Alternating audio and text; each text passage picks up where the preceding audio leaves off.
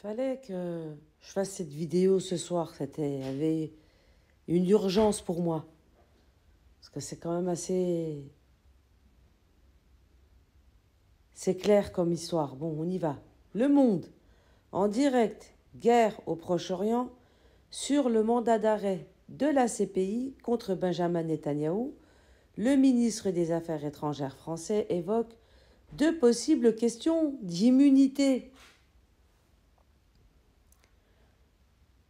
J'en perds mes mots. Mais on va regarder un autre tweet. Et puis, à l'époque de Tonton Poutine, c'était pas la même chanson. La décision de la CPI d'émettre un mandat d'arrêt contre Vladimir Poutine et Maria Lvova-Belova fera date. Aucun responsable de crimes commis par la Russie en Ukraine, quel que soit son statut, ne doit échapper à la justice. France, diplomatie. Je suis partie vous chercher un petit article, on va le lire ensemble. L'article 27, défaut de pertinence de qualité officielle, les immunités ou règles de procédure spéciale qui veulent s'attacher à la qualité officielle d'une personne en vertu du droit interne ou droit international n'empêchera pas la Cour d'exercer sa compétence à l'égard de cette personne. Et ça, c'est statut de Rome, la Cour pénale internationale, ce qui veut dire CPI. Et c'est l'article 27. Moi, je suis partie le chercher.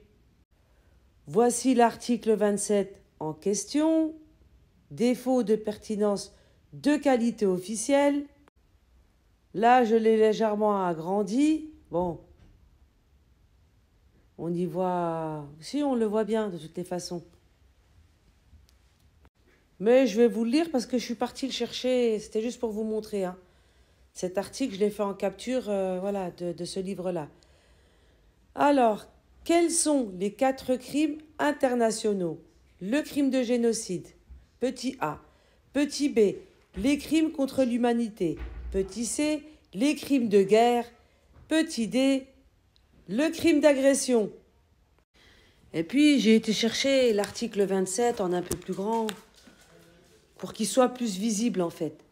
Le présent statut s'applique à tous, de manière égale, sans aucune distinction fondée sur la qualité officielle, en particulier la qualité officielle de chef d'État ou de gouvernement, de membre d'un gouvernement ou d'un parlement, de représentants élus ou d'agents d'un État, n'exonère en aucun cas de la responsabilité pénale au regard du présent statut, pas plus qu'elle le constitue en tant que tel un motif de réduction de peine.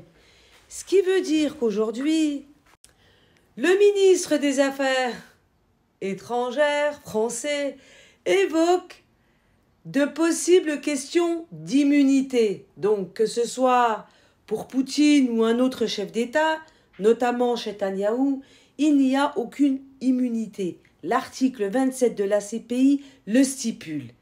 Mais on va voir autre chose. C'est quand même assez choquant pour moi. Et puis sur Tweet, je tombe sur cette publication. C'est quand même assez intéressant. Benjamin Netanyahou ira faire du shopping avec sa femme Sarah et Rima Hassan ira se moucher avec son torchon. La France s'est couchée. Vous le connaissez? C'est un Corse.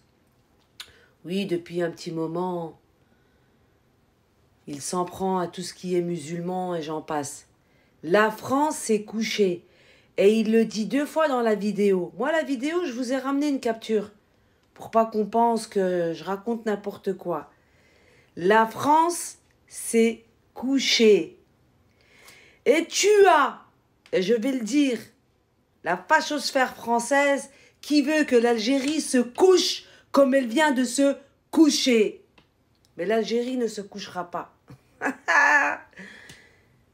Humiliation en direct. Humiliation en direct.